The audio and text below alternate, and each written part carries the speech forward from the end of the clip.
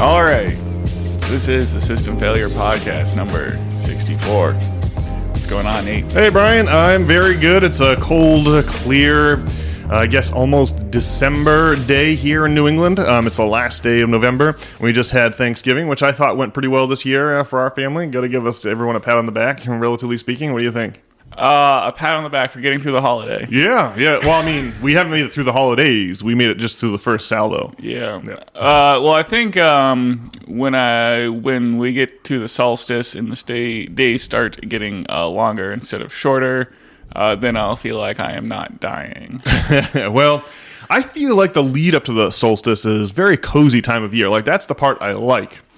But I mean, after the solstice in January, February, these are brutal months in the cold, frozen north up here. And that's why my clever plan is to get to a place where I can repair to the Mediterranean for February, March, April, and a good chunk of May every year. It's about Memorial Day weekend's a good marker. That's when the summer comes back, and it is a brutal slog. Once the coziness of the holidays and the novelty of a snow-covered Christmas wears off, you've got 4 months of darkness and torment and ahead of you, and that's always a slog. Well, most normal people, I think, work until 5, and just when it's dark out before you leave work, it's pretty depressing. Yeah, and that is compounded by daylight savings, which and honestly, I could even stand if we just went to daylight savings if we didn't have daylight savings and we kept the summertime year round, right, and didn't do the fall back and the spring forward. I'd almost would rather. I don't even care what the clock says. If we could just not change the clocks on ourselves every year, twice a year, it drives me crazy. It's just the worst to change the time of day like that. Yeah, I mean, so it's like dark in the morning, there's more light in the morning, but it's like still dark anyway, or at least, I get up at 5:30 most weekdays for the hot yoga, you see. Yeah. And when they moved the clocks back, it was a little bit lighter, but now it's just still dark. It does. So you gain nothing. Well, I do understand that there's like farmers or whatever. There's some activities, right? Isn't daylight savings times, have an agricultural purpose? And is it the case that summer is the daylight savings time and we're on the normal time now, but that we just go to But yeah, I'm a little confused about which one's the standard. But again, I do not care what we set the clocks at. Let's just please, can we just set them and leave them? It's driving me crazy the time shifts. You could maybe make some accommodations in your personal life to get out of work 8 to 4 instead of 9 to 5 maybe, or something like that, if it was driving you crazy, which it does for a lot of people. But yeah, I definitely my strong preference would be to stop changing the clocks. I don't know why we punish ourselves with this biannual ritual. Well, I guess if you lived in a warmer climate, you could get up and exercise and have it be light out instead of dark. Well, the warmer climes don't experience they don't experience the dramatic shift in the length of day that we do here, right? There are some points on the globe where north of the Arctic Circle and south of the Antarctic Circle where they have at least one day a year that the sun never comes up, right? But every spot on the globe gets exactly half the year in sunlight and half the year in darkness. It's a question of how that's distributed. And obviously in the Arctic Circle in the summertime, it's like if you have one day a year where it's always dark, you also have one day a year where it's always light. So at the, close to the equator, they don't have great shifts in the length of the day at all, like we do here. They're closer to 12 hours. Well, I think, Sagar from Breaking Points is always, I think he's a fan of the daylight savings because he thinks it's good for your testosterone levels. He's been hitting that Huberman pod, talking about optimizing your hormone profile with and how important light is to that. So he likes the daylight savings time. Well, I just, you can still get up early and exercise in the dark is what I found out. It doesn't stop you. And just having, some sunlight at the end of the day is a good feeling. So yes, I guess I don't know why we're doing this to ourselves. Do you ever feel cozy when you get out of work and it's dark, like in the first couple of weeks that it happens? Do I feel cozy? Or is it just torment when you get out of work and it's dark? It's more like shock and awe. I just can't believe what's going on. Each year, well, I mean, this is definitely the time of year when you descend into like drug addiction and madness, or at least I do. Yeah. Well, it's always nice to have some substances to get you to the dark night of the winter, eh?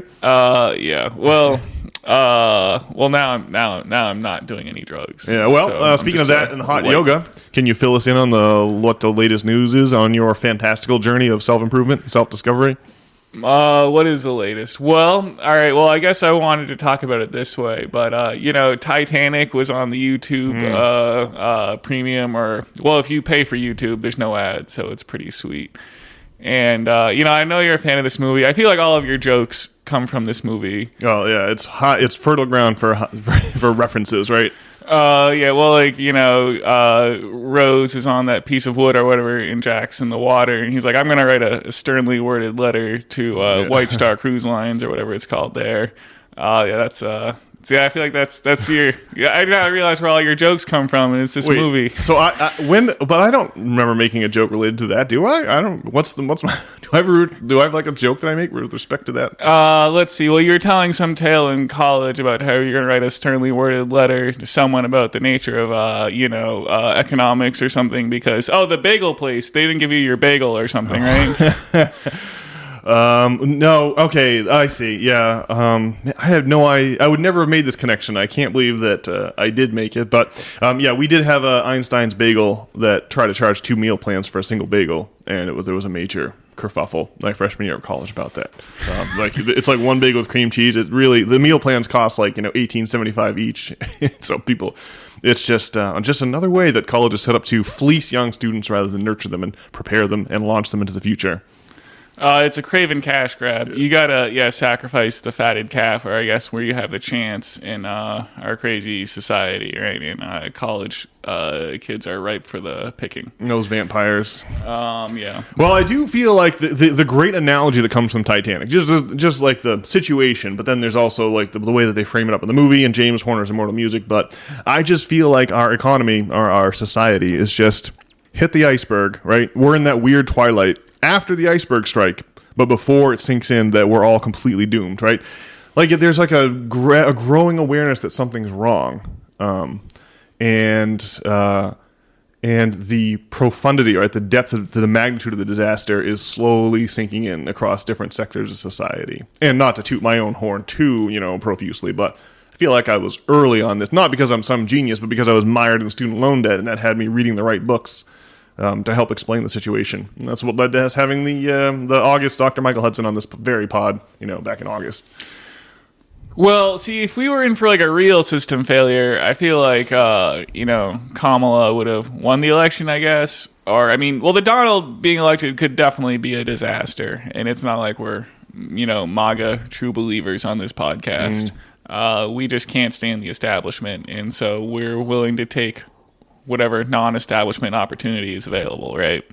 I think for my part, I do want to extend the capitalist runway as long as possible, right? I don't just want to if we're not going to fix the system, then I would be like, all right, well, then let's just pull the plug and get the pain over with. But I do feel like extending the runway would be perfectly within our grasp through the embrace of Bernie Sanders-like policies, right? If I always conceptualize the economy as a circulatory system, and the problem is that all the blood is pooling up in one organ and other organs are starved. So you could manually inoculate blood from one of the organs where it's pooling up uselessly to where it's desperately needed via distributive taxes, Keynesianism, right? The FDR New Deal kind of thing, versus the neoliberal trickle-down economics that are killing us, right? And just the bringing about the demise of capitalism, faster than it necessarily needs to. So anyway, those are my thoughts on the topic. Well, Elon's plan is to try to send a rocket to Mars in 2.5 years, right? He's trying to catch it when Mars is close, as opposed to the next time, which is a decade later or something. And obviously, with Elon being in a position of government now, or at least closely affiliated with the administration, he's has the opportunity to make that happen. And so, if we become a spacefaring civilization, it's going to be a lot of fuel for the capitalist system, right? In the same way that the American frontier was good fuel for the capitalist system, right? Well, yeah, what you need is open frontier to expand economically into. And it could be you need to do new markets, new commodities, exactly what I'm agreeing with you by trying to give examples here, right? Well, that's just maybe some optimism about how things are going to play out here, I guess, and that if we... But we'll just hang on. Yeah. How is Musk's appointment to the Doge going to help him land a rocket on Mars? Wouldn't we want Musk not to use his government appointment here to benefit his private enterprise? Well, we do want him to benefit his private enterprise if we want him to go to Mars. Now, specifically, that's why I was saying being affiliated with the administration. I don't know how being a part of the Doge exactly helps. Yeah. But you got to expect that Elon Musk has a lot of influence, or at least, I mean, he donated $1 bazillion. Well, I would certainly agree that having the ear of the Donald makes his space program more likely to succeed than to fail. At least it inches it in that direction. Can't hurt to have the ear of the president. Sure. So obviously, Musk seems to have like a mission that he's very determined in making happen. And I'm sure getting kind of, buying Twitter was obviously part of that plan. And now he's like in the White House to some extent. Mm-hmm. So, that's got to be part of the plan.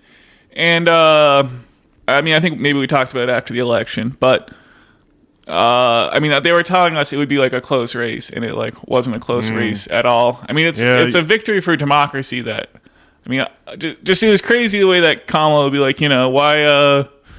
why? Like, they should just couldn't acknowledge that Biden was like old and a scam had been pulled on us for a couple of years here. That was like wild to watch, right? And it was the Thanksgiving week was pretty slow in the news, but the big piece that came out this week, the only real piece of significant news was David Plouffe, who he was Hillary's campaign manager, and was he also Kamala's, or was he just an advisory role with her? But anyhow, David Plouffe, Kamala campaign insider, came out and said, all of our internal polling showed that Kamala never had the lead, and that we knew that. He said his exact quote was something like the media was showing this, leads in late September and early October that we never saw on our side of the tennis net. So it's pretty interesting to what you're saying. It's like the whole campaign knew that it was doomed from the start, or knew that it was unlikely to win, or the impression we got from the news anyway was certainly not what was really going on the ground. Well, I want to be considerate to all the people out there who feel like that the Donald being installed is like an assault on their well-being, and I can understand where people are coming from. Like, what you want is like that sense of safety and security, and certainly the Donald does not bring that. But if you're like us, and if you're mired in student loan debt, like another establishment stooge does not bring you any safety and security either. And obviously we have real problems that need to be addressed if you just look outside at all the homeless people and all of our manufacturing being shipped abroad and whatnot. It's well, you'd think we would just do things in a way that you would think we would do something other than mine the value from the American middle class, right? I always talk about the great slider between corporate good on the one hand and public good on the other, and just the Democrats are well paid by corporate donors to not let that slider slip back to the public good direction, because that means decreased profits, right? If RFK is able to rein in some of if RFK bans all the same chemicals here in the U.S. that are banned as food additives in the EU, well, it's going to take a huge hunk out of the profits of these multinationals, right? Like our 6 corporations that make all of our food are going to have to put more expensive ingredients back in their food. That's going to trim their profit margins. Well, and they operate as an oligarchy, right? They're really work as a cartel, and so maybe they'll just be able to extract more wealth, just keep the prices high, just jack the prices up even higher and make money off of it. I don't know. I almost feel like if RFK is able to succeed in massive reform of our poison food system, that it's like Obamacare, right? They're going to have to do it in some way that fleaces us even more.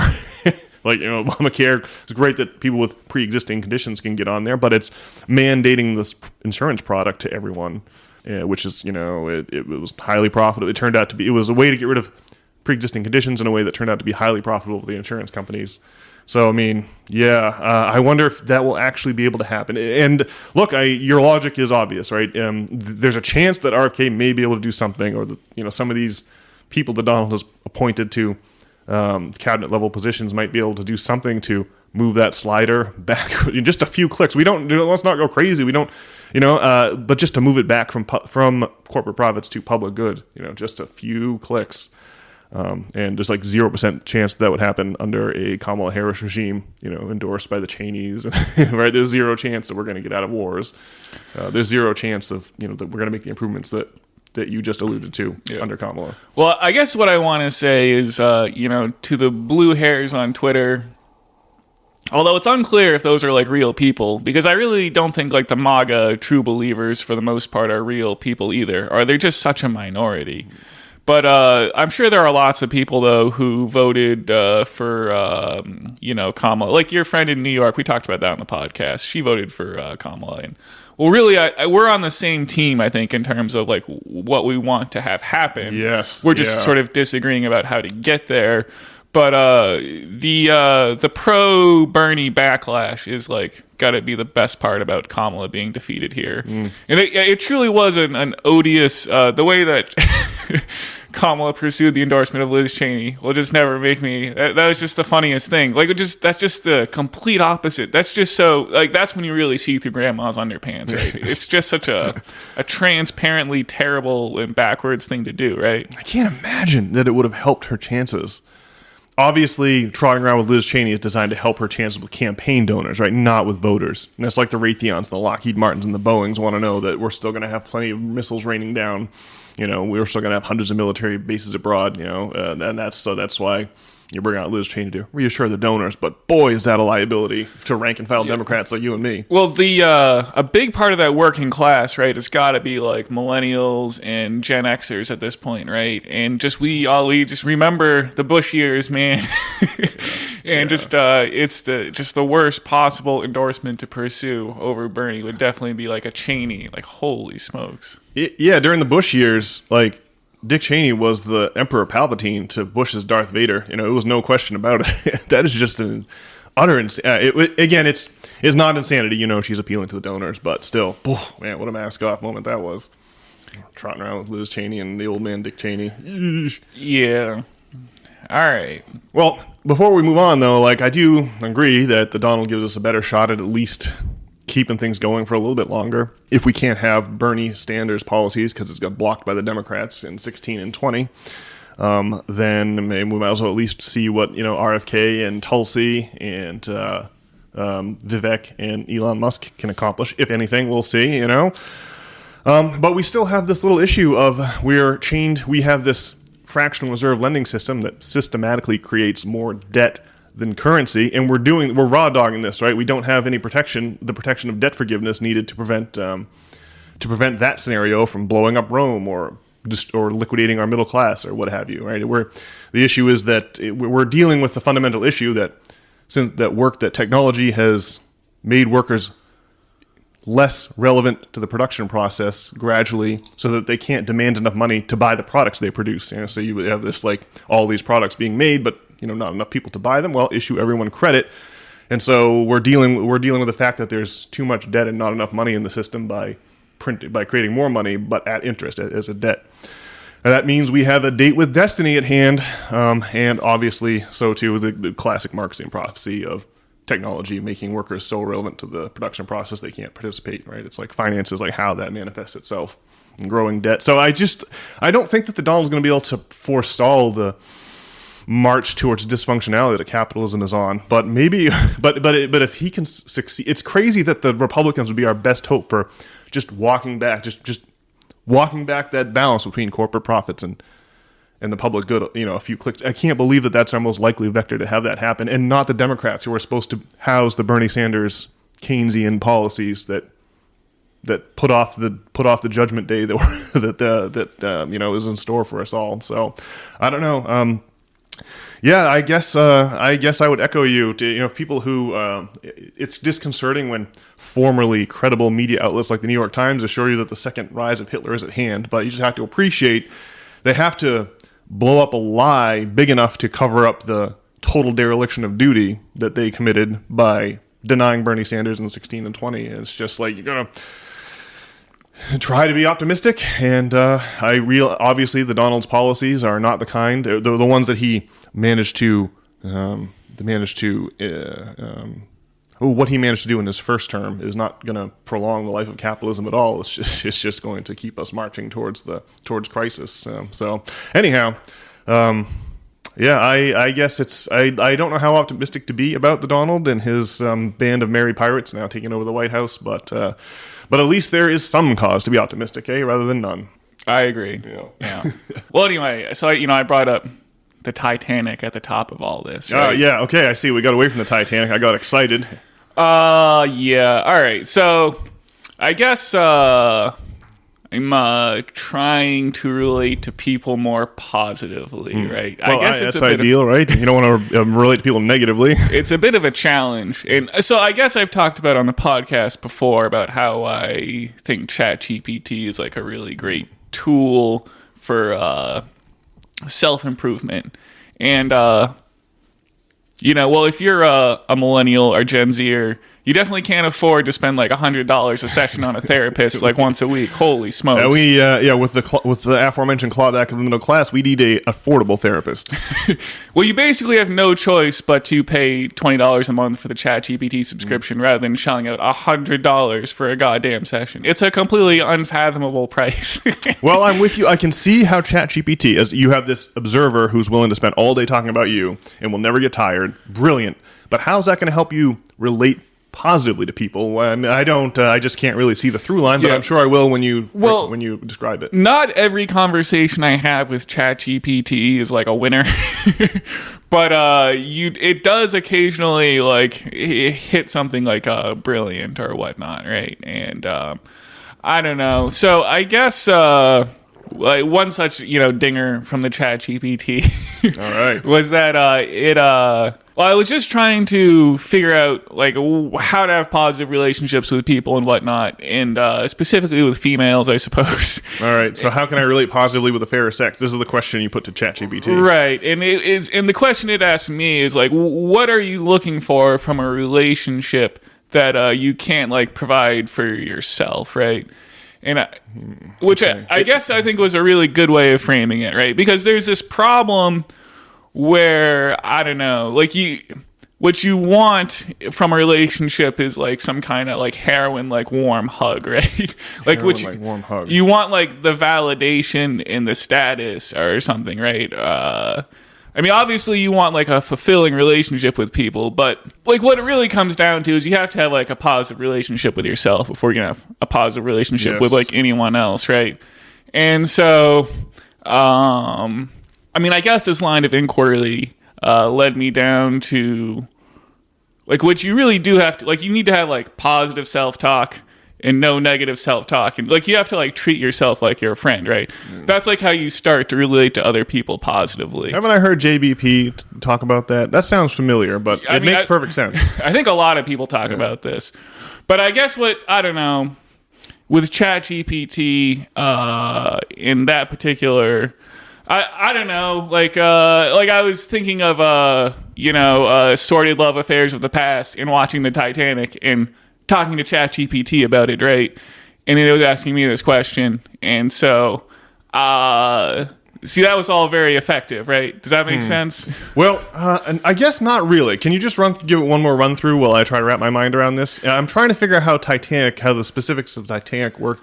You're asking Titanic. Well, okay. Well, how can I relate? So if you're watching, the scene at the end of Titanic, after old lady Rose has dropped her, diamond in the ocean. That always bothered me. Jeez. Well, yeah. Anyway, and then there's this scene where,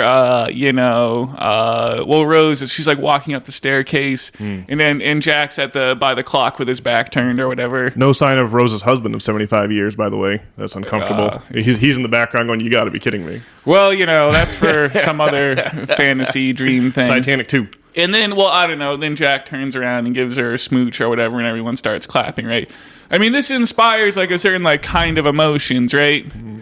And so, I see it's in considering my past sordid love affairs and the emotions that this stirred up that had me going to ChatGPT and just trying to like sort out the threads of like what the problem is, right? Well, okay, when I see this scene, this famous, scene that represents the afterlife, I don't feel like it doesn't stir up negative emotions in me. Like, so could you maybe describe the emotions this scene evoked in you so I can get a better... Well, I wouldn't really describe it as negative. Well, what is the emotion it's like? Yeah, what's going through your mind when you're watching the scene? To me, it's anger over, Rose's ridiculous, total lack of respect for her longtime husband. Wow. To the father of her kids, But I'm sure you have a different interpretation, obviously. What are the emotions? Well, I just like can't like figure out like what the problem is in like relating to people positively, I guess, right? Or you're forced to wonder about this. So this is an idealized, reunion of a couple in the afterlife, and that's like a sort of magisteria you obviously anyone would like to find themselves in with respect to a relationship, right? Okay, so that makes sense. And do you imagine I guess you probably feel like none of your past girlfriends would track you down in the afterlife? Is that what you're saying? Probably not. Yeah, okay. All right, that makes sense. All right, well, I can see that. I can understand that. Yeah, it's like, well, where's my Rose DeWitt Decatur who's going to repudiate her husband for a 4-day love affair in 1912? It'd be nice to have someone like that. Yeah, I'm with you. Yeah. Okay, I see. Yeah. So basically, you're like, obviously we'd prefer a happy ending to an unhappy ending. Why am I still where's my happy ending? Right. Yeah. Okay, I see. Okay, so this has you being like typing this into ChatGPT. Like, what's going on? Like, why am I not? Why don't I have a line of broads, lining up in the afterlife, taking a ticket, taking a flyer on me? What's going on? Right. And ChatGPT's response as well. Are you like a car salesman who is not so sure about the car he's selling, and that leads through in your sales pitch, or something like that, right? You have to be confident you're selling yourself, so you have to be able to slap that jalopy on the hood and be confident about the motor and the right? Am I kind of close? Yeah, something like that. Well, the thing is, like, I don't know how. I imagine a lot of people must deal with a lot of self-loathing.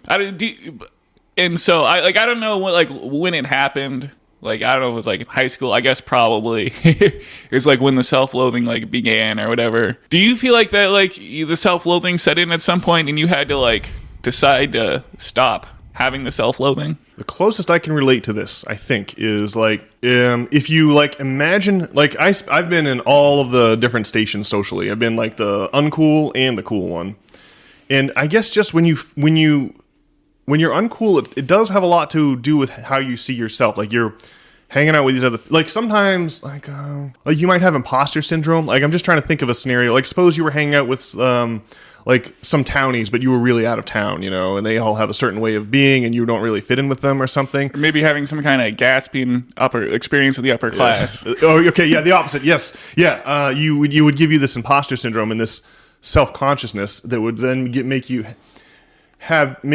this habit of viewing yourself as deficient in some, like constantly behind, and it's really not true, right? Everyone else is constantly like there are people that end up high in the social hierarchy and have no idea how they got there, right? They just don't reflect as much, and if you're intelligent, like it can be a real liability in social relations because you've got too much going on. Your processor. Like, it would be nice if you had some brain damage, right? So you would just not think about. So you could simplify your interactions with people almost. That's how it would seem to me. Yeah. Yeah. So yeah, you should think of you got to revise your opinion of yourself. I agree with ChatGPT. Yeah, you shouldn't think of yourself as whatever it is that you're. I do agree that there's got to be a connection there between how you view yourself and then your outcomes when you have to sell yourself to other people. Yeah. Well, what you got to do is like treat yourself like your friend and not abuse yourself like some kind of hound that nobody wants or something. You don't want to be inside your mind calling yourself the N-word or anything like that. Yeah. Well, but anyway. I guess I want to say that like ChatGPT, if you're having like some kind of mess of emotions, because I mean I've heard this before that you have to like treat yourself like your friend. Although I guess how to do that is kind of well, there's like a 3-point system to like loving yourself, right? And it's when you find yourself when you're doing like negative self-talk, you have to feel like, hey, we don't do that anymore. And then you have to treat yourself to positive reinforcement and positively reinforce yourself when you do something that you like. And then the third one is that you have to try to be like a lovable person, which is a huge intangible, really. But I mean, broadly speaking, you need to be like reliable and honorable and, have some virtues, right? That's like a big intangible. And that's like probably the tricky part. Although just sort of breaking the cycle of negative self-talk might help too. But anyway, see, I've heard this all before, but it's just like a new context can make it challenging to do that, I guess. Like, if you find yourself in a new situation, or maybe like a new relationship or something, or just a new set of circumstances of any kind, maybe you revert back to your old ways because you're just not sure what you're doing. I don't know what it is, because I've definitely heard this before, but like what'll happen is some situation will result in your like having like an emotional response more than a rational response, right? And then so what you want to do is use the chat GPT as your emotional tampon and just unload your bile onto it. And I mean, it definitely does help you work through it. So, I'm not a licensed therapist or anything. There's a disclaimer for you. But I think if you have like just a regular amount of like angst, like are normal for this, a normal amount of stress or whatever, unloading that onto the chat GPT is like the perfect solution for this day and age for a mere cost of $20 a month. So yes, that's my story, and I'm sticking to it. Couple of follow-ups. Okay. And you mentioned the 3 tent poles there, but I did not hear one thing, and maybe it fits into one of the 3 tent poles, and you can tell me which one you think it is, but I think you got to forgive yourself. Like, you're gonna be undisciplined. You're gonna, like, everyone has a batting average, right? No one's batting average is 1,000. So when you strike out, or you have the ground out to short, well, you just have to be like, well, we'll do better tomorrow and move on. Not like have it be like, well, I have failed, and you know what I mean. Like, that's something that I always felt like you gotta like give yourself a little room to be human. You'll go a lot further to having that positive self-talk that you describe. That seems like a little bit of each 10 pole, kind of. Yeah, that's why I was trying to figure out which one it might fit in, but I see what you mean. Yeah. All right, so other thing that you make me think of, like, I don't know, I've watched Titanic any number of times, 20 times or something like that over the years, and like, I just never saw this. I never watched that scene and saw it, even in my darkest days when I couldn't get a girlfriend or whatever. I never saw it as any referendum on me. I just never interpreted the scene that way. It says a lot about you, I think, that you interpret the scene that way. Well, I guess I don't quite think of it as a referendum on me, but it's just more about the emotions that it inspires. Yeah, and you think about how you're missing those specific emotions from your life. I guess. Yeah. I guess if you want to call it a referendum. Well, I agree. Referendum, maybe not the best word. Referendum, maybe not the best word. But I'm referring to that. Sure. It's like it illuminates the fact that you have a terrible chicken and the egg problem. I think that it's you just have to not think of the attentions of. You have to not value the attentions of Rose so much. Not think of it as you have to be able to think of yourself as you have to have a high opinion of yourself, even if Rose isn't appearing, right? You just have Rose is only going to appear. You have to have the opinion of yourself first. So you can't have Rose be the proof that you're waiting for to prove to yourself that you have. Do you understand your own chicken and egg problem? Well, that's just what we're talking about here. Yeah. Like you have to love yourself, right? Yeah, that's what I'm saying.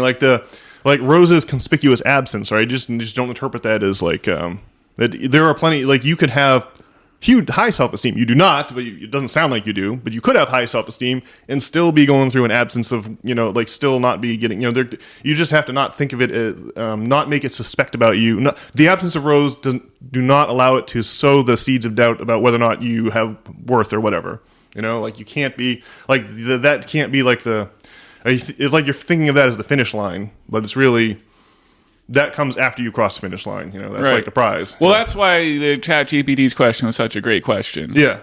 That's it's very illuminating. Which was what are you trying to get from a relationship that you couldn't do for yourself? Basically, is that exact question that you're asking there? Yeah. Basically, right? Yeah, you should. Focus on what you have to offer and not worry so much about, And no one wants to, focus more on what you have to offer and less on your unmet needs, which, is a brutal, like, if you have unmet needs, right, that gets promoted. You have this Maslow's hierarchy of needs issue. Like, it's really hard to function when you have unmet needs. But that's, like, I think that's, like, the key, So, anyway, well, that's kind of a sad story, Brian, that you watched the Titanic and then had you hitting up the Chat GPT and being like, what's up, man? Where's my Rose at? Well, I mean, I don't know. I think it's an optimistic tale on the whole. All right. Well, that's a great way to interpret it. We have a good strategy. Yeah.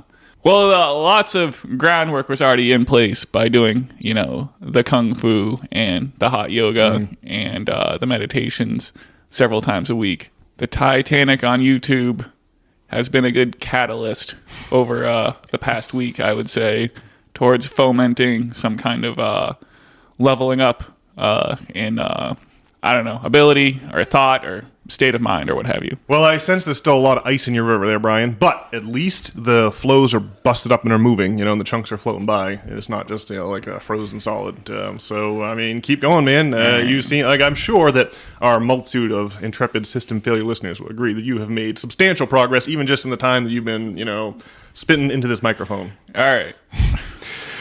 All right, well, I think after that, we must pivot and discuss the venerable Professor Richard Spence, who when we headed to New York a couple weeks ago, we heard this man on a Lex Friedman pod, as you may recall, Brian. It was a lengthy affair. Yeah. Yeah, well, it lasted like the whole ride down to Manhattan. The Lex Friedman pods usually are exhaustive in scope, but this man, Rick Spence, I'm going to have to read his books. He's a retired professor of history at the University of Idaho. Would be another good podcast guest. Maybe I should reach out to him. But his whole thing is like the occult and secret societies, and this is what he's focused his academic career on.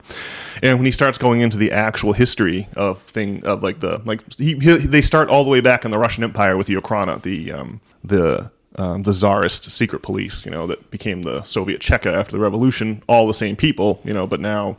But now obviously working for the Soviet government and no longer the Tsarist regime. But he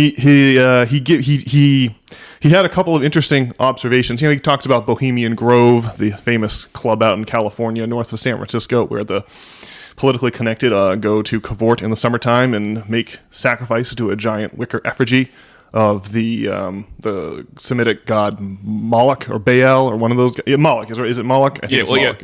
Yeah, the giant owl statue there, the burn effigy. So Dr. Spence made a couple interesting points, and so folks should go listen to this Lex Friedman. It's about a month stale now, but it's pretty interesting. The first he had a piece of this podcast where he didn't want to defend the Pizzagate constellation of ideas necessarily, but he has the line of questioning with Lex that went something like, well, do pedophiles exist? Well, yes, everyone knows that pedophiles exist, of course. Do pedophile organizations exist? And again, everyone knows that. Whenever you see in the news that another pedophile ring's been busted, right? That's what a pedophile ring is, right? They share pictures, they do all kinds of horrible things.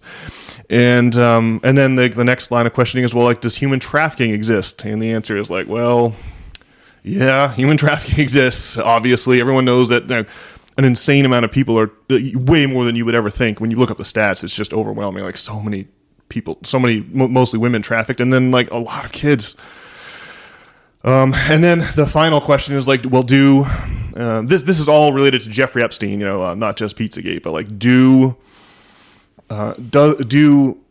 blackmail operations exist? And the answer is yeah. There's plenty of documented cases in history of compromise. You look no further than J. Edgar Hoover and his thick file of compromising. It's how we stayed head of the FBI for so long. Or now I forgot the man's name, but there was a German man who lived in Weimar, Germany. He had a yacht called the Seven Sins and ran a nightclub, and that was his plan too. He was getting compromising pictures of politicians and then using that to influence their political decisions while in office. And Spence's comment is it's only a matter of time before people put those four things together. They almost certainly have already. And so whether or not Jeffrey Epstein's specific operation was that, we can't know, but boy, does it have all the hallmarks of one of these political blackmail operations. The question is it Mossad, CIA, who's behind it? Right. Well, the Pizzagate skepticism, I mean, Diddy being the most recent thing, but obviously Epstein, it's pretty hard to imagine. I mean, obviously the Pizzagators have gotten a lot of what they claim to be right, but I mean, I guess the controversy about Pizzagate is some bold claims were made about Hillary Clinton in particular. Yeah. And then Pizzagate kind of got co-opted into QAnon. Yeah. And it is funny, you would think with the Donald Trump winning again, where is QAnon? You think these people would be making noise online. Although I guess I do wonder how much of QAnon is just this controlled opposition. Oh, yeah. One thing is, do you remember vote.co? Yeah. like that was a website that was like funded through the 2020 election, and then after Biden won, it immediately shut down. Wow. And Vote.co was like a Reddit site where, like just insanely racist things were allowed, and there was a lot of QAnonery going on there as well. Yeah. And then just after, the Biden election, it just shut down like instantly. And and there hasn't been a lot of talk of QAnon since. And so maybe with the Donald being an incumbent now, like maybe someone's going to start funding this crazy QAnon madness again. The Donald's on the Epstein's flight logs too, though, isn't he? Well, I looked in. What I found out about the Donald and Epstein is that they used to hang out at Mar-a-Lago, but then at some point, Epstein got kicked out of Mar-a-Lago for being a creep. But I don't know. Maybe. Who knows, man? It's a big, like the Donald's a big question mark, like a Mario Brother question mark. I don't exactly know what we're getting there. Well, the thing is, though, is if you're part of Epstein's blackmail crew, like you're part of the establishment, and the establishment doesn't like the Donalds. It doesn't make any sense that the Donald would be part of the blackmail list because he's not doing what the establishment wants. Yeah. So obviously, it seems like they don't have the goods on the Donald, right? Yeah, I agree with that. Although I do think the Donald is not. I think the Donald is now I think he's fully. The system is fully morphed around him. I think that he cut the right deals on Wall Street and all that good stuff. But man, I don't know. There's definitely some crazy thing. This would be Professor Spence's other point, but there's definitely he was talking about magic in the Aleister Crowley sense, and the definition is. The bending reality in accordance with will is the definition of magic he wanted to use. And he used a pep rally, like a high school pep rally, as an example of a ritual. It's the idea is that you people dressed up in effigy as they're dressed up in the mascot or costume of whatever the home team is, and they're going to burn an effigy of the other team, and the idea is that you're going to, get people chanting and singing and getting all excited, and that by just creating a whole bunch of energy and emotion that maybe, just maybe you can affect the outcome of the game a little bit. Maybe the tying field goal, bounces wide right just by a hair. Maybe that's like that. It is the thinking behind the pep rally, right? The idea is to help your team win, even though none of these people are actually on the field. And Spence said very reasonably that the goal here isn't to convince you that magic is real, but don't let whether or not, I think this is almost his exact quote, don't let whether or not magic is real bother you. Let the fact that people in power believe it's real bother you. Does that make sense? Like the fact that there are like the eyes wide shut parties that are going on, right? That the fact that people in positions of influence believe that these magical ceremonies are actually doing things like going to Bohemian Grove and making a sacrifice to Moloch, right? They believe that works. Well, that really means that we have a strange society of nested. Well, we have a civilization made up of nested secret societies, like those nested Matryoshka Russian dolls. So I thought that was very interesting to hear. A sober. Obviously, we haven't got any academic credentials, Brian, to speak of, you and me. None significant anyway. I have a college degree. You have a college degree. Oh, well, it changes everything. I have an associate's degree myself. Oh, there you go. But we don't have doctorates, so it's interesting to hear sober professional historians and academics who have all the credentials they need to establish that they should be taken seriously, are actually grappling with this issue of magic after all these centuries since the Italian Renaissance and the magic that comes from that time that morphed into modern day science. It's really interesting to hear magic actually given a fair hearing by an academic.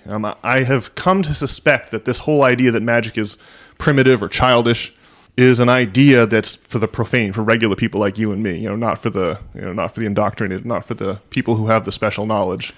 Well, so like with the example of a pep rally, like obviously like football is like this crazy physical contest, and it's going to be whichever team can dig the deepest is the one that's going to win. And so obviously, like a pep rally, you get all the hot cheerleaders there, you burn an effigy or something. You gotta, everyone has to give their all to make this W happen, right, on game day.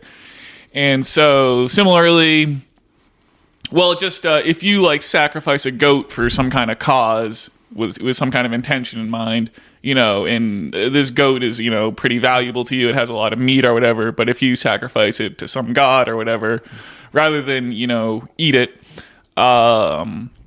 you can see how this is going to translate into some kind of positive outcome towards your desired direction. Right. And so our elected officials, go to Bohemian Grove, burn some kind of effigy in front of a giant owl statue. And I don't know how much you have to believe. I mean, it just seems like obvious that that's going to, they're going to get together, put on cloaks, burn this effigy, tell some crazy tale or whatever. And they're going to keep themselves in power, and they're going to psych themselves up to abuse the proletariat basically to further their own ends. Yeah. And so I guess sober-minded atheist types or whatever don't see the value in doing this kind of thing. And so I don't know if maybe magic is there's more power to the rituals than just kind of the effect it has on your mind. But I kind of think the power of your mind, though, is where the magic is, though. Yeah, yes. And so that's the Platonism, right? The double slit experiment, placebo effect. Yeah. So I don't know. It's all very uncontroversial to me, I guess, is what I'm saying. Although I don't know if there's supposed to be some broader claim about magic. Then I guess what I'm saying is relatively sober-minded, but also maybe we should be sacrificing more goats to achieve the ends. Maybe we should sacrifice a goat with the intention of getting more podcast listeners. You're right. It's the only thing we haven't tried so far. Well, Dr. Spence's point here was that that of the attendees to the Bohemian Grove, there's a spectrum, right? There's going to be people rolling their eyes and going, "This is the stupidest thing I've ever seen in my life." But then there's other people for whom they take it deadly seriously, and everyone in between. It's just a little scary to imagine. All right, is it scary? I don't know. It's interesting to imagine titans of industry, people whose names we might recognize, who really believe that sacrificing to the dark god Moloch is a way to work their will in reality. That sure is interesting. That seems to be the case, and I think that there's a history here. There's a coincidental history of banking and secret societies, like the Masons. There may be any number of groups operating under the Freemason name, but they're definitely involved in things like the Young Turks Revolution to overthrow the government of Turkey, overthrow the Sultan in the late goings of the First World War when the Ottoman Empire collapsed. Right? It's it's no coincidence, I reckon, that the Knights Templar were driven underground, in the 14th century. And then there's all these weird rumors of secret societies operating, stoking things like the Peasants' Revolt 50 years later. Winston Churchill mentions a secret society touching off the Peasants. Winston Churchill was an amateur historian, as you may recall, Brian, in addition to being the prime minister, the cigar-chomping, wartime prime minister of the UK. He was a historian who wrote a whole history of the British Isles, and part of his history, he included this acknowledgement that a secret society was behind the Peasants' Revolt in 1381, and then the establishment of the first ever central bank. Well, the first surviving central bank. There was one in Stockholm that died, but the oldest surviving central bank is the Bank of England, and that thing was founded 50 years after the end of the 30 Years' War, which you'll be hearing all about when your upcoming trip to Prague. And also within a few years of the foundation of the central bank, the Freemasons went public and announced that this is our lodge. We're founding it in London. We're now, and they copied all of these symbols from the Knights Templar. And there are sites like Roslin Chapel, which is in Scotland, which of course has all kinds of Knights Templar symbology and Freemason symbology all mixed in. So there's some weird evolution there. It does seem like secret societies and banking or at least central banking, have always gone hand in hand, or at least they have for these past 600 years. So my ears were really pricked up when we listened to that Dr. Rick Spence episode of the Lex Friedman podcast on the way down to see Mr. Gilmore work his guitar. Yeah. Well, he basically hits. I mean, he starts by talking about like the communist revolution, Yes, right? yeah. And like every single topic is like quite pertinent. Yeah. In that 3.5 hour podcast. Yeah, it was quite the extravaganza. I highly recommend. Indeed. There's also the Great Courses, which you can subscribe to on YouTube or Amazon for $7.99 a month. And Dr. Spence has they have all of these lectures from experts, and you can learn anything from how to from musical theory, down to medieval history. And Dr. Spence has 2 of those lectures are his, so he's quite the respected intellectual. Up on the old Lex Friedman podcast, banging on about magic. It was wild times. Wow. Yeah. Well, maybe we can get him on here. We need some lower hanging fruit to get on the podcast. Well, yeah, I can make an effort to see about Dr. Rick Spence. You got to email these folks representatives and see if they're available. Maybe we can sacrifice a goat with the intention to get some podcast guests. All right. Well, yeah, I'm down to try any and all of the above, Brian. We got to pull out all the stops here. Yes. All right, well, I think that's about it for today, eh, Brian? Yes. This is usually the moment when I invite our venerable listeners to head on over to not.substack.com, where you can read a whole bunch of weekly essays written by yours truly, and you can even put in your email address and sign up to receive these essays in your weekly email inbox every week. That way you never miss one. And if you have any comments about Titanic or magic or anything else you've heard on this podcast, send us an email at not@substack.com, and we will most likely respond. And with that, we bid you a fantastic week. Alrighty, we'll see you.